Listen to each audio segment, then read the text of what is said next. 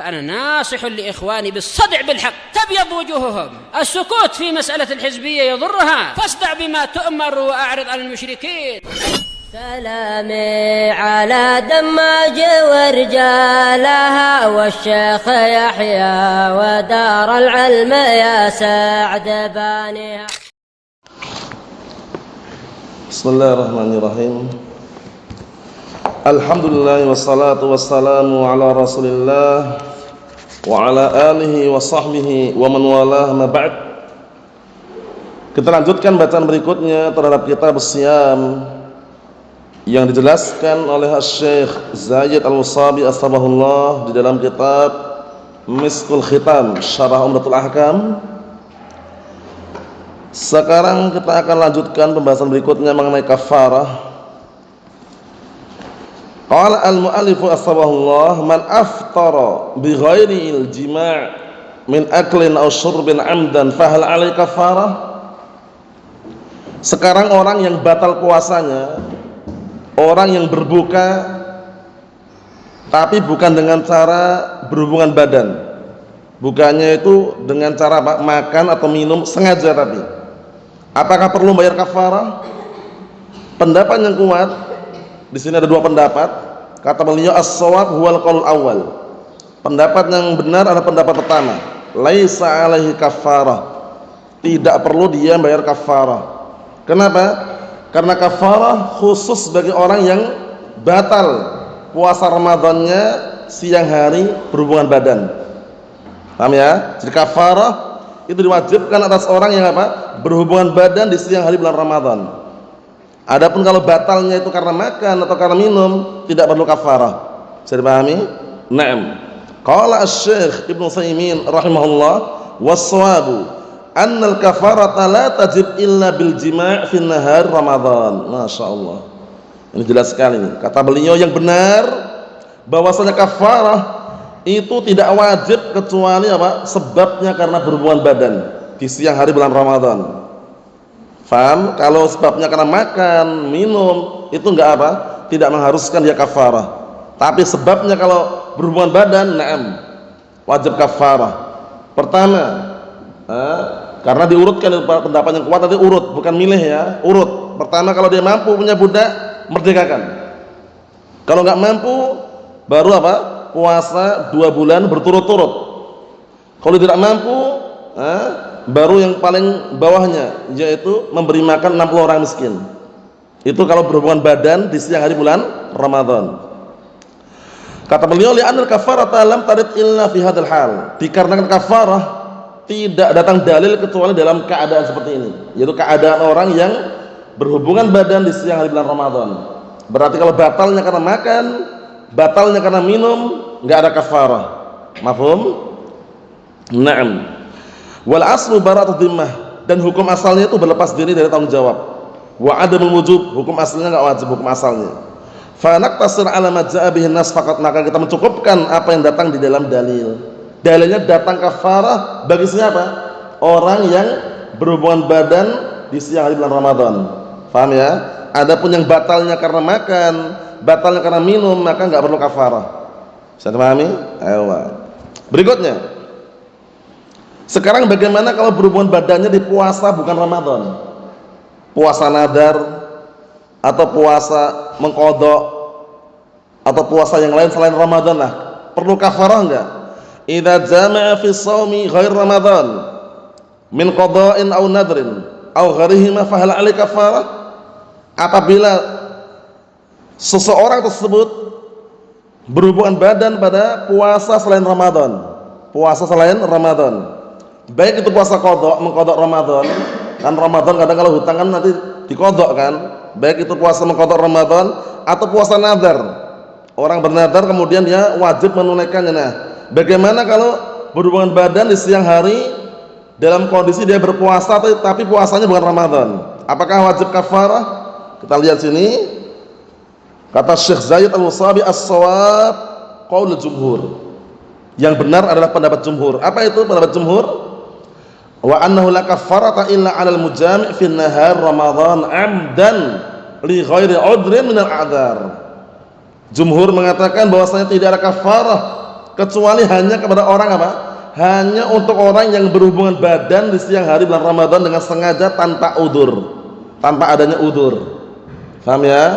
Tapi kalau ada udzur, seperti misalkan dia sedang apa? Sedang sakit atau sedang safar, kan nggak puasa, akhirnya berhubungan badan, nggak perlu kafarah. Bisa dipahami? Tapi kalau tanpa udzur, sengaja dan tahu ilmunya itu haram, dia tetap langgar, kafarah. Bisa dipahami? Naam. Dikarenakan apa? Liwurudin nas bidzalik, karena datangnya dalil mengenai kafarah hanya berlaku untuk apa? Untuk orang yang berhubungan badan di siang hari bulan Ramadan. Itu pun hanya laki-lakinya, hanya suaminya yang dikenai kafarah. Wa amma ma'adahu fala, adapun selainnya tidak. Qala Ibnu Abdul Bar rahimahullah, ajma'u ala anna al-mujami' fi qada'i Ramadan 'amidan la kafarah alaih. Kata Al-Imam Ibnu Abdul Bar, para ulama sepakat bahwasanya barang siapa yang berhubungan badan ketika mengqadha Ramadan, bukan Ramadan ya, mengqadha Ramadan dengan sengaja, enggak ada kafarah. Berarti kita bisa simpulkan kafarahnya khusus ketika puasa Ramadan yang dia langgar. Kemudian qala Nawawi, berkata Imam Nawawi, "Lau jama'a fi shaumi ghir Ramadan min qada'in aw nadrin aw ghairihima fala kafarata alaih." Masyaallah. Wa bihi qala al-jumhur. Kalau seandainya seorang berhubungan badan di siang hari dalam keadaan puasa selain Ramadan, baik itu puasa qadha atau puasa nadar, maka enggak perlu bayar kafarah, dan ini pendapat jumhur. Bisa dipahami ya? Insyaallah mudahlah dipahami ya. Wa qala Syekh Ibnu Utsaimin rahimahullah, la tajibul kafarah bil jima' fi siyamin nafli.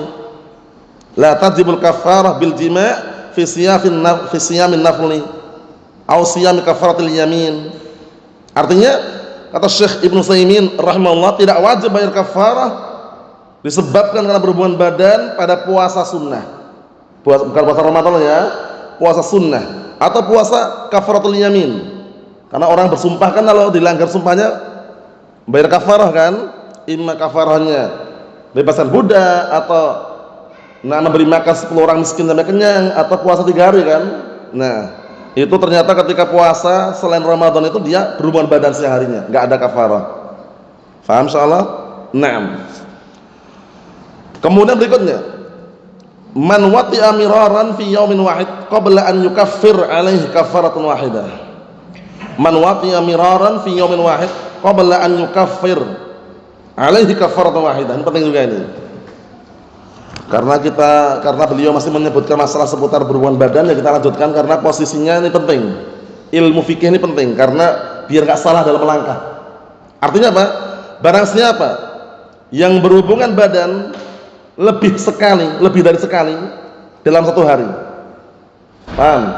Di siang hari bulan Ramadan dia berhubungan badan lebih dari 1 kali. Bisa dipahami? Kalau 1 kali kan kafarahnya ada kan? Nah, ini 2 kali 3 kali dalam sehari itu. Siang hari Ramadan. Sebelum dia bayar kafarah gitu loh. Bagaimana?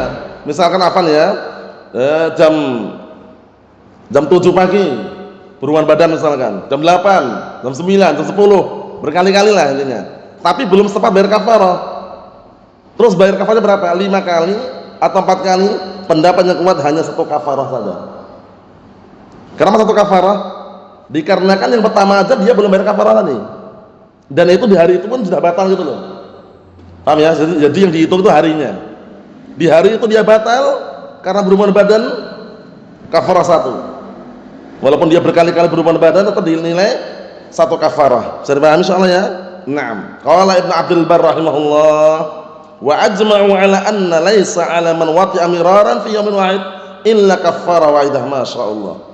Ibnu Abdul Bar menjelaskan, para ulama sepakat ijma' bahwasannya tidak ada kewajiban bagi orang yang berkali-kali berhubungan badan di siang hari Ramadan dalam 1 hari, kecuali hanya kewajibannya 1 kafarah saja. Bisa dipahami insyaallah ya? Naam. Berikutnya, sekarang kalau dalam sehari itu terulang tidak hanya sekali, tapi setelah sekali bayar kafarah. Anda bacakan nasnya dulu. Man wati'a summa kaffara thumma wati'a fi yaumin akhar Ini berarti kasusnya lain ya, apa ya? Man wati'a tsumma kaffara tsumma wati'a fi yaumin akhar, fa alaihi kaffaratun ukhra. Beda hari. Ana artikan, barang siapa yang berhubungan badan di siang Ramadan kemudian bayar kafarah sudah. Dan berhubungan badan lagi di hari yang lain. Di hari Senin dia berhubungan badan di siang Ramadan, bayar kafarah sudah. Hari Selasa melakukan lagi. Maka pendapat yang kuat dia membayar kafarah yang lain juga. Jadi 2 kali sesuai dengan harinya. Jadi kesimpulannya nggak usah bingung. Kesimpulannya itu yang dihitung harinya itu. Di hari itu dia melanggar, udah kafarah 1. Hari berikutnya langgar lagi, kafarah lagi gitu loh. Jadi paham insyaallah ya? Naam. Jadi kata Al-Imam Ibnu Abdul Bar, qala Ibnu Abdul Bar rahimahullah, wa ajma'u anna man wati'a fi Ramadan fa kaffara anhu thumma wati'a fi yaumin akhar anna 'alaihi kaffaratun ukhra. Para ulama sepakat ijma' bahwasannya barang siapa yang berhubungan badan di siang hari Ramadan kemudian bayar kafarah, lalu di kemudian hari, di hari yang lain dia berhubungan badan lagi, maka dia wajib mengeluarkan kafarah yang lain juga. Jadi pahami ya insyaallah ya. Jadi yang dihitung harinya, bukan berapa kali dalam sehari. Kalau dalam sehari itu taruhlah di siang hari Ramadan dia berhubungan badan 5 kali, yang dihitung 1, tetap kafarah 1 aja. Paham? Tapi kalau udah beda hari, masing-masing hari kafarah. Masing-masing hari dapat nama kafarahnya. Naam. Berikutnya, man wati'a fi yaumin min Ramadan wa lam yukaffir tsumma wati'a fi yaumin tsani. Sama ini, mirip. Paham ya? Naam. Barang siapa yang berhubungan badan di suatu hari dari bulan Ramadan itu dan belum bayar kafarah. Kalau yang sebelumnya sudah bayar kafarah tadi yang sebelumnya ya. Ini belum bayar kafarah. Hari Senin berhubungan badan belum bayar kafarah. Selasanya lagi itu loh. Paham ya? Selasanya lagi dia. Nah, hari Selasanya dia berhubungan badan. Bagaimana solusinya? Bayar kafarahnya double atau 1? Pendapatnya kuat, bayar kafarahnya double. Kenapa double? Ya karena yang hari pertama tadi hari Senin belum dibayar. Bisa dipahami ya? Makanya karena sudah kami jelaskan tadi yang dihitung itu harinya. Dia melanggar berapa hari? Bisa dipahami ya? Kita lihat. Pendapat yang kuat adalah pendapat yang pertama. Apa itu? Alaihi kafaratun likulli yaum. Maka dia wajib bayar kafarah pada setiap hari yang dia melanggar tadi. Wa huwa qaulu jumhur ahli ilm. Dan ini pendapat jumhur ahli ilm dan juga ikhtiyar Ibnu Hazm wa Ibnu Utsaimin wa Lajnah Daimah, dan ini juga pendapat yang dipilih oleh Asy-Syaikh Ibnu Utsaimin, Ibnu Hazm dan juga anggota Lajnah Daimah. Faham? Berarti masing-masing hari yang dia melanggar tadi bayar kafarah. Kalau misalkan afan, contohnya Senin melanggar, Selasa melanggar, Rabu melanggar, Kamis melanggar, Senin, Selasa, Rabu, Kamis, 4 hari. Setiap melanggar dia belum bayar kafarah. Berarti berapa kali kafarahnya? 4. Iya kan? 4. Senin, Selasa, Rabu, Kamis. Faham? Makanya sabar aja sudah, tahan dulu. Nunggu sampai berbuka masa gak kuat. Iya kan? Sabar itu istilahnya. Nah, kita bicara seperti ini karena ini syariat, jangan sampai salah gitu loh ya. Ya, yang namanya manusia itu kan beda-beda, ya kan? Nah, ada yang sabar, mampu menahan, ada yang tidak, tapi yang namanya Ramadan ini kan enggak terulang 2 kali gitu loh dalam setahun. Hanya sekali aja kan? Sekali itu manfaatkan itu, nanti lagi gitu loh istilahnya. Atau kalaupun harus hari itu juga nunggu buka dulu gitu loh. Iya kan? Nah, karena yang mana Ramadan ini. Kita lihat berikutnya, idza wati'a tsumma kaffara tsumma wati'a fi yaumin wahid fa hal 'alaihi kafarah tsaniyah. Kasusnya dibedakan. Apabila dia berhubungan badan kemudian bayar kafarah. Paham ya? Kemudian sudah bayar kafarah di hari yang sama itu, dia berhubungan badan lagi. Ana contohkan, jam 7 pagi dia berhubungan badan, kemudian setelah itu dia sadar langsung bayar kafarah dia. Enggak mampu bebaskan budak, enggak mampu puasa 2 bulan berturut-turut, dia mampunya ngasih makan orang miskin. Hari itu juga jam 8 pagi dia ngasih makan orang miskin 60. Jam 9 berhubungan badan lagi dia, jam 9. Afwan ya, ini contohnya untuk menjelaskan aja. Bagaimana, perlu kafarah yang kedua kali atau tidak? Bisa dipahami? Ayo, kalau yang sebelumnya kan belum bayar kafarah. Kalau ini sudah bayar kafarah ini. Jam 7 dia melakukan, jam 8 bayar kafarah, jam 9 dia melanggar lagi. Perlu bayar kafarah yang kedua kali atau tidak? As-shawab huwal qaul awal. Yang benar pendapat pertama. Apa? Alaihi kafaratun bil jima'il awal. Dia tetap wajib bayar kafarah dengan jima' yang pertama, berhubungan yang pertama. Yang kedua enggak dianggap, udah batal soalnya. Iya kan? Udah batal enggak dianggap ya. Yang satu aja dinilai. Ya kan? Sawa'un kaffara 'anil awal aw amla. Baik dia udah bayar kafarah ataukah belum, tetap dia dapat apa? Wajibnya satu. Ini pendapat yang kuat oleh Imam Ibnu Utsaimin, Ibnu Hazm dan juga yang lainnya. Faham? Nah, karena berhubungan badannya itu yang kedua kali ini sudah batal dia. Ya kan?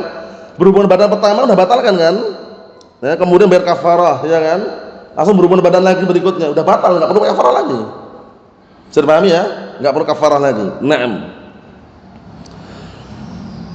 Pendapat yang kuat mengenai kafarah sudah kita lewati.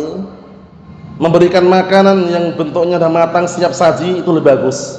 Karena biar enggak kesulitan orang-orang miskin makannya. Paham ya? Na'am barakallahu fiik. Tapi kalau dia ingin salurkan dalam bentuk mentahan juga enggak ada larangan. Paham ya? Nah, kalau disebutkan ini na'am barakallahu fiik, untuk memberikan kafarahnya adalah kafarah dengan yang layak, yang pantas untuk dia berikan sebagaimana dia berikan kepada keluarganya. Paham ya? Na'am barakallahu fiik. Beda dengan fidyah. Al-fidyah nanti lain pembahasannya al-fidyah. Al-fidyah itu kan posisinya beda dengan kafarah. Al-fidyah itu memang dia jadi tanggungan kalau dia enggak berpuasa, dia bayar fidyah. Di saat dia enggak mampu atau di saat ada alasan yang lain. Kita bahas nanti. Pendapat yang kuat nanti bagaimana. Kita lihat di sini barakallahu fikum, sekarang hukum berciuman dengan perempuan. Perempuan maksudnya istrinya. Dia mau ke masjid pamitan dulu, afan contohnya. Mau ke masjid pamitan dengan istrinya, ciuman. Paham ya? Atau na'am al-mubasyarah. Mubasyarah itu terjemahan bebasnya bercumbu, afan. Bercumbu bagi orang yang berpuasa. Na'am idza lam yanzil, apabila sampai tidak mengeluarkan air mani. Batal enggak puasanya? Hukmul qublah, berciuman. Na'am hukum berciuman dan bercumbu bagi orang yang berpuasa apabila tidak sampai mengeluarkan air mani. Batal enggak puasanya? Pendapat yang kuat adalah pendapat yang kelima, wa huwa qaulul aqrab, pendapat yang dekat dengan kebenaran, dikuatkan juga oleh Syekh Al-Albani. Namanya tukrah liman harakat syahwatuhu wala tukrah li ghairi. Dimakruhkan bagi orang yang syahwatnya kuat. Adapun yang bisa menahan syahwatnya hanya berciuman enggak masalah. Dalilnya mana dalilnya? Di dalam sahihain hadis Aisyah wa anha qalat kana nabiyyu sallallahu alaihi wasallam yuqabbil wa yubashir wa huwa sha'im wa kana amlakakum li irbihi. Paham ya? Na'am. Artinya apa barakallahu fiik? Hadis Aisyah di dalam sahihain, beliau menjelaskan dahulu Rasulullah SAW itu mencium dan bercumbu dengan istrinya dalam keadaan beliau berpuasa, tapi beliau adalah orang yang paling mampu menahan syahwatnya. Catatannya ini, paling mampu menahan syahwatnya. Kalau dia mampu menahan syahwatnya, hanya berciuman saja enggak masalah. Tapi nanti kalau dia enggak mampu menahan syahwatnya, berciuman akhirnya kemana-mana sampai berhubungan badan misalkan, nah tahan, sabar aja, nunggu berbuka dulu. Paham ya? Barakallahu fiik. Kita lihat nasihat Syekh Al-Albani, bagus sekali nasihatnya. Kenapa waktu itu Rasulullah boleh? Karena beliau adalah orang yang paling mampu menahan syahwatnya. Falladzi la yamlik nafsah qad yaqa'u fil mahdhur wal jima'. Orang yang tidak mampu menahan syahwatnya bisa terjatuh dalam perkara yang diharamkan, yaitu berhubungan badan. Itu yang dikhawatirkan. Jadi kalau mampu menahan syahwatnya, dia berciuman enggak masalah. Mau ke masjid pamitan ya kan dengan istrinya berciuman misalkan. Tapi kalau enggak mampu jangan. Kita lihat lagi nasihat Syekh Al-Albani, bagus. Qala Syekh Al-Albani rahimahullah, la nansah as-sa'im wa bi khassah idza kana qawiyyash syahwah an yubashir wa huwa as-sa'im khasyatan an yaqa'a fil mahdhur al-jima'. Nasihatnya bagus sekali ini. Kata Syekh Al-Albani, kami nasihatkan bagi orang yang berpuasa secara khusus orang yang syahwatnya kuat, syahwatnya bergejolak, dinasihatkan apa? Agar tidak bercumbu dengan istrinya dalam keadaan dia puasa. Kenapa? Khawatir nanti terjatuh dalam perkara yang haramkan, yaitu berhubungan badan. Paham? Wa hadza saddan lidzari'ah. Ini adalah bentuk saddan lidzari'ah. Bentuk apa? Saddan, menutup celah, menutup sarana media yang bisa menghantarkan perkara yang haram. Wajib ditutup. Paham? Nah, kalau syahwatnya kuat tidak mampu menahan. Bisa dipahami ya? Tapi kesimpulannya tadi kalau mampu menahan nggak masalah. Paham ya? Nah, mau nggak mampu jangan. Kemudian berikutnya, ini dibahas sampai detail seperti ini karena mungkin apa istilahnya itu, memang beliau membahas hal seperti ini karena khawatir kalau seandainya terjadi itu sebagian orang nggak paham gitu loh, sehingga harus dibahas. Makanya kita ikutin apa yang beliau sampaikan, kita bacakan secara global. Pembahasan berikutnya, idza nadhara au qabbala au basyara fa amna au amdha. Ana sebutkan dulu air yang keluar dari laki-laki itu selain air kencing ada air mani, madhi, wadi. Air kencing najis bila khilaf. Air madhi, air wadi itu najis tapi tidak mengharuskan mandi. Air mani suci tapi harus mandi orang yang keluar air mani. Paham? Air kencing ijma' tanpa ada perselisihan najis. Air kencing. Air madhi, wadi pendapat yang kuat dua-duanya najis tapi tidak wajib mandi. Air mani suci tapi yang keluar air maninya wajib mandi. Karena air mani itu keluar karena sebab. Paham ya? Sebab pertama berhubungan badan, sebab kedua ihtilam, sebab ketiga istimna. Istimna itu terjemahan bebasnya kalau laki-laki onani, kalau perempuan masturbasi. Paham ya? Dengan sengaja dia keluarkan, wajib mandi. Paham? Yang suci apa? Air mani. Yang najis apa? Madhi, wadi, air kencing. Air madhi itu air yang keluar di saat dia bercumbu dengan istrinya, bukan air mani loh ya. Nah, air wadi itu keluar beriringan ketika dia kencing. Sudah dibersihkan tiba-tiba keluar semacam cairan bening, itu air wadi. Paham ya? Itu najis tapi nggak wajib mandi. Bisa terbedakan insyaallah ya. Naam. Kalau darah yang keluar dari perempuan 3. Darah haid, nifas, istihadah. Darah istihadah suci. Suci. Darah istihadah itu darah yang keluar karena luka pada dinding rahimnya. Paham? Darah nifas, darah haid najis. Darah haid dikenal darah bulanan, sehingga kalau perempuan sedang haid dikenal datang bulan. Paham ya? Darah nifas darah yang keluar ketika apa? Bersalin. Paham ya? Nah, maksudnya ketika sedang mengalami persalinan, melahirkan anak, keluar darah nifas. Paham insyaallah ya? Nah, ini hanya gambaran global biar nanti kita nggak salah. Apabila seseorang melihat istrinya, karena yang kita inginkan adalah melihat yang halal, melihat istrinya, atau mencium istrinya, atau bercumbu dengan istrinya, kemudian keluar air mani atau air madhi, batal enggak? Kita ambil kesimpulannya, qaulus salis, pendapat yang ketiga yang rajih, la yuftir walau anzal. Ini hukum asalnya.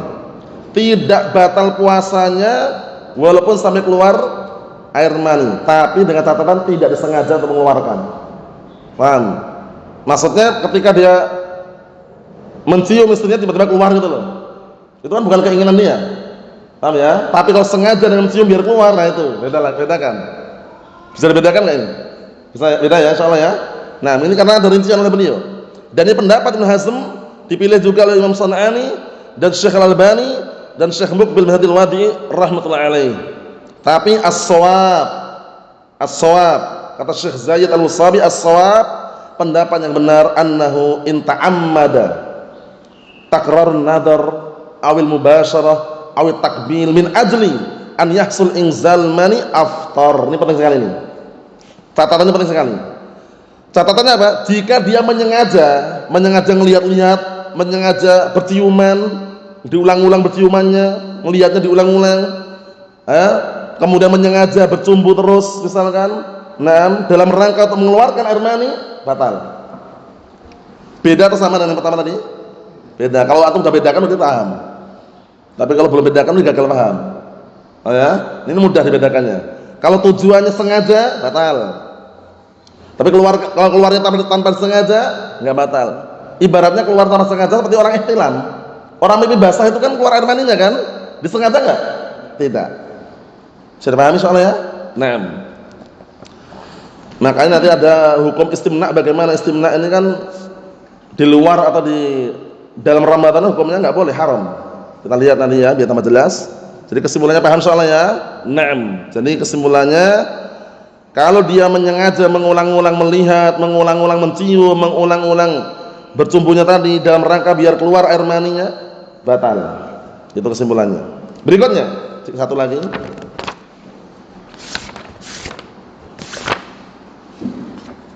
Masih panjang juga ternyata ya. Kita lihat. Idza jama'a dunal farji fa anzal famadha alaih. Apabila seorang suami berhubungan badan dengan istrinya tapi bukan di kemaluannya, afan. Paham ya? Bukan pada farjnya. Tapi keluar air maninya, wajib enggak bayar kafarah gitu loh. Kalau disebutkan sini, ana sebenarnya mau menerjemahkan malu sebenarnya, tapi karena ditulis ini ana sebutkan aja. Paham ya? Ana sebutkan aja. Nah, dengan bahasa yang tidak terlalu vulgar. Paham ya? Yang penting pahami aja. Kata beliau, misalul dzalik contohnya, an yujami' baina fakhidai imra'atihi aw ay mawdi'in min jasadiha dunal farji. Intinya dia berhubungan badan dengan istrinya bukan pada kemaluannya. Contohnya mungkin di antara kedua pahanya, kata beliau, bukan kemaluannya ya. Nah, para ulama setelah pendapat apakah bayar kafarah atau tidak? As-shawab al-qaul awal. Yang benar pendapat pertama. Apa itu? Pendapat yang pertama, laisa alaihi kafarah. Tidak bayar kafarah. Karena kafarah ini berlaku untuk orang yang berhubungan badan yang normal. Normal. Bukan apa? Bukan dengan cara seperti ini. Paham soalnya ya? Normal paham soalnya ya? Naam. Jadi kalau posisi ini kan dia memang berhubungan badan tapi dia menyalurkannya bukan pada kemaluan wanita tadi, tapi pada tempat yang lain. Paham soalnya? Enggak bayar kafarah. Karena secara global itu belum dinilai dengan jima. Mahum. Jadi pendapat yang kuat tidak bayar kafarah. Yang berikutnya istimna, hukum istimna. Istimna ini para ulama selang pendapat, tapi pendapat yang kuat dan bahkan Syekh Muqbil bin Hadil Wabi rahmatullahi alaih sampai punya karya tulis itu. Artikel kecil itu hukum onani dan hukum masturbasi. Hukumnya barakallahu fiik. Naam, silang pendapat ada yang mengatakan boleh, makruh, haram, tapi yang dijelaskan oleh Syekh Muqbil kuat haram. Naam ya? Naam. Sebagian mereka mengecualikan kalau dalam rangka berhubungan badan suami istri, itu lain lagi. Paham ya? Maksudnya haram kalau sendirian. Anak globalkan gitu biar anda paham ya. Perempuan sendirian mengeluarkan air maninya haram. Laki-laki sendirian mengeluarkan air maninya haram. Dah, paham ya? Kalau laki-laki namanya onani, kalau perempuan namanya masturbasi. Nah, bagaimana kalau puasa Ramadan batal enggak puasanya? Nah, itu kan termasuk syahwat juga, ya kan? Padahal hadisnya apa? Yatruku ta'amahu wa syarabahu wa syahwatahu min ajli. Orang tersebut ketika berpuasa meninggalkan makanannya, minumannya dan syahwatnya dikarenakan aku, kata Allah Ta'ala. Sedangkan ini kalau dia beronani, bermasturbasi, berarti nggak meninggalkan syahwatnya gitu loh. Berarti nggak sah puasanya. Itu pendapat yang kuat. Makanya sabar, hati-hati. Jangan sampai barakallahu fiik terjerumus dalam perkara tersebut. Kita lihat sini pendapat yang kuat. Kata beliau adalah pendapat yang al-aqrab wal qaul awal. Pendapat yang pertama. Apa itu? Ila annahu yufsidus shaum idza anzal. Kalau dia berbuat onani atau masturbasi tadi, bisa merusak puasanya kalau sampai keluar air maninya. Paham ya? Naam. Dalilnya tadi itu. Hadis dalam Sahih Bukhari, Sahih Muslim, hadis qudsi, yatruku ta'amahu wa syarabahu wa syahwatahu min ajlihi. Orang tadi meninggalkan makanan dan minumannya dan syahwatnya karena aku. Sedangkan kalau dia melakukan onani atau masturbasi, dia enggak meninggalkan syahwatnya. Sudah pahami? Ayo. Ikhwani fi din, azzani wa azakumullah, barakallahu fiikum. Kita ambil nukilkan kalamnya San'ani. Qala San'ani, berkata al-Imam San'ani rahimahullah, wal adhar annahu la qada' wa la kaffarah illa 'ala man jama' wa ilhaqu ghair mujami' bihi ba'id. Yang nampak dengan kebenaran bahwasanya tidak ada qada', tidak ada kafarah, kecuali hanya pada orang yang berhubungan badan tadi. Dan mengikutkan selain yang berhubungan badan, diikutkan yang lainnya, itu adalah pendapat yang jauh. Faham? Jadi pendapat yang dikuatkan di sini batal puasanya itu pendapat Syekh Muhammad Shalih Al-Utsaimin dan juga anggota Lajnah Daimah. Faham? Naam.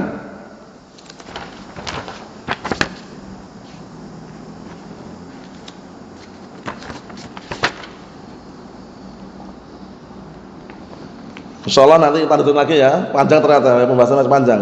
Bagaimana nanti kalau berhubungan badan dengan hewan, dibahas juga sama dia. Bagaimana kalau berhubungan badannya itu enggak sah zina, dibahas juga nanti. Kemudian bagaimana kalau berhubungan badannya bukan lewat jalur depan, jalur belakang misalkan, dibahas juga. Karena beliau bahas, kita bahas globalkan aja nanti insyaallah. Wallahu a'lam bishawab, alhamdulillah.